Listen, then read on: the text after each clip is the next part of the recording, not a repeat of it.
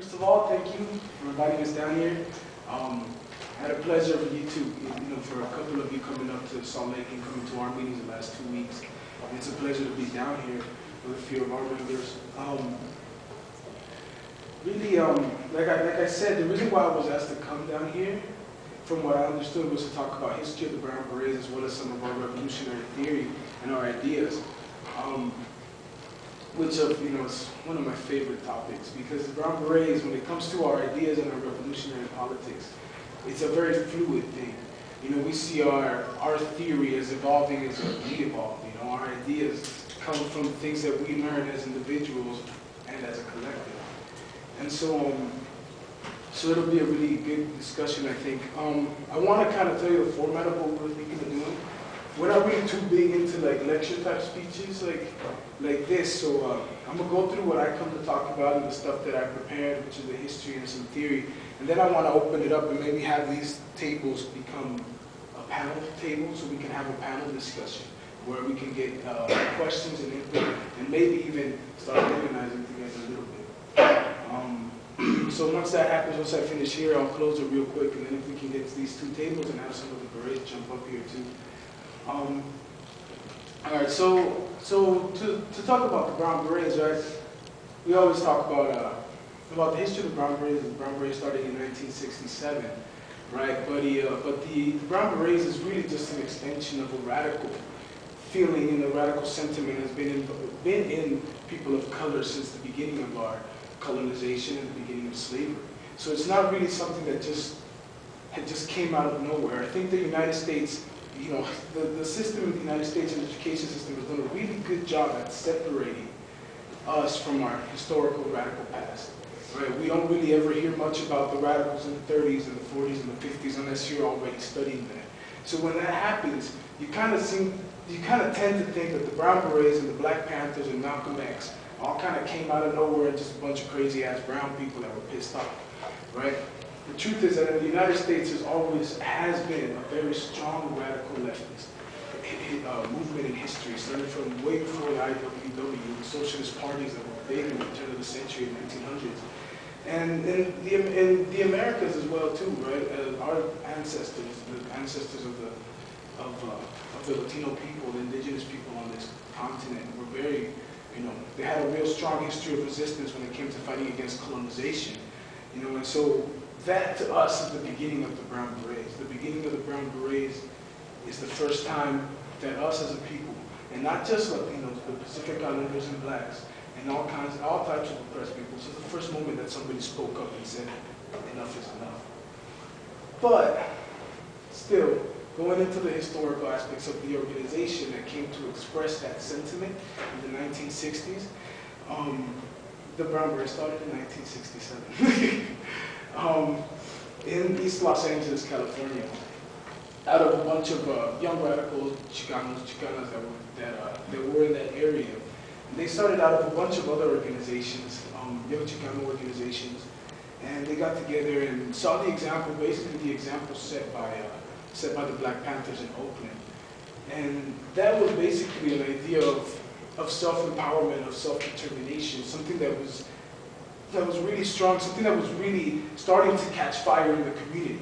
The reason being is that if you think historically, the civil rights movement started in the 1950s.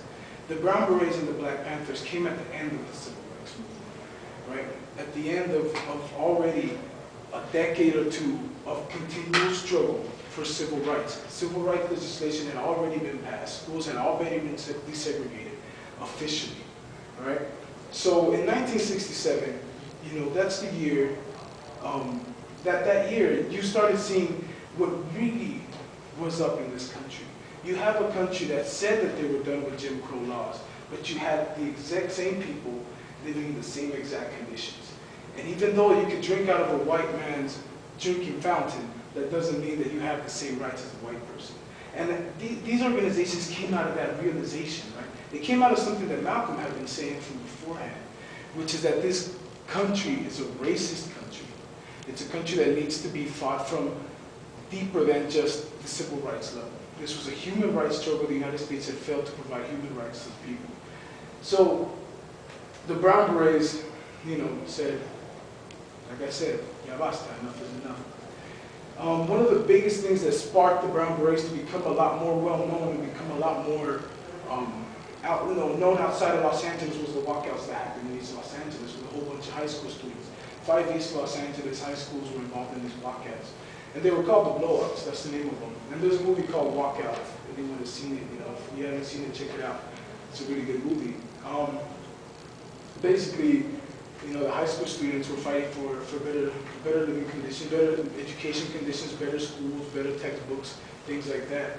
And they were being completely ignored to the point where they decided that the only way for them to express what they wanted, for them to get what they wanted, was to blow out and walk out of the schools. And they organized that themselves, and the Brown Berets were there to help support. The police, met them with aggression and beat the crap out of a bunch of young kids, a bunch of high school students. Which, if you know the history of the experience of people of color in this country is not outside the norm. For police officers and for the normal society, a young brown or black person is never seen as a child. They're seen as threats.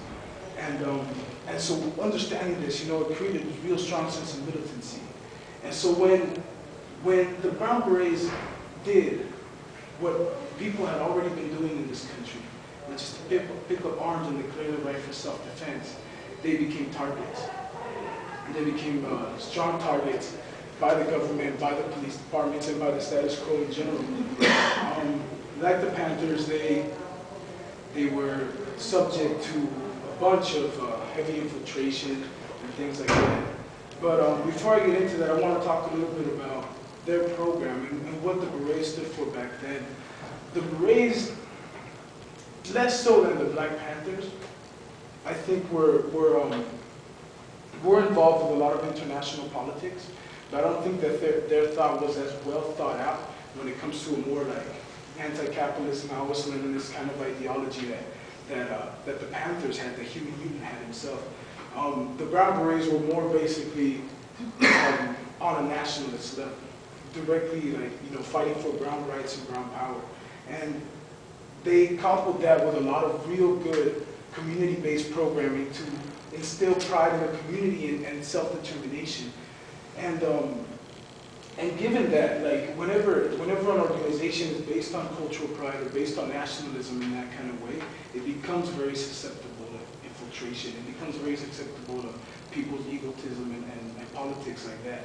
So the police really did heavily infiltrate and move to destroy these organizations, which were threats, not so much because of the fact that they believed in armed self-defense. That really wasn't the reason why the Brown Berets and the Black Panthers brought fear to the community, brought fear to the United States government. The reason was that these organizations started doing something that no other organizations have really started saying before. And that if we organize in our communities, if we organize ourselves, if we start running things in our own community, if we kick the police officers out and start organizing ourselves to defend our own communities, we can create a better life for ourselves. That was the true idea of self-determination. That is at the core of what we still believe in today. Another problem that, aside from heavy infiltration, there was a big problem with our movement that started becoming more and more evident in the 1970s. And so we move away from the first initial actions that the Brown Berets took, which were the walkouts, the Chicano moratoriums, the anti-Vietnam War protests, the food programs, the X-ray programs, and things like that. You started seeing more of, due to the infiltration, and due to a lot of egotism in some of the leadership, you started seeing a little bit more radical events happening in the Brown Berets, including shootouts with police officers and things like that. Of course, whenever I say shootouts with police officers, I want to mention that every single time the Brown Berets defended themselves, it was due to police aggression. Right? They never did anything violent, they always defended themselves. But one of the big problems in the Berets back in those days was the fact that the struggle for women's rights and gender equality was not at the forefront of the movement. It was something that was kind of pushed to the side. And that led to a lot of anger inside our movement itself, to the point where it led to a split in the Brown Berets, with a lot of the female members under the leadership of Gloria Llanes broke off and created another organization called the Aguilitas. And also, there were more splits due to that infiltration that led to the creation of the Black Berets in Colorado and Arizona, and the Brown Berets in other places. By the mid-1970s, the Brown Berets were already in decline all over the community. Their high point had already passed, and many of the members were in jail. Many of the members were being, harassed and attacked. So in mid-1970s, I think it was 1976, the Brown Berets staged an assault on Catalina Island, which is an island right off the coast of San Diego. And the Brown Berets held that island for a few days, I think, until they finally gave it up. And they had reclaimed that land for Aslan for many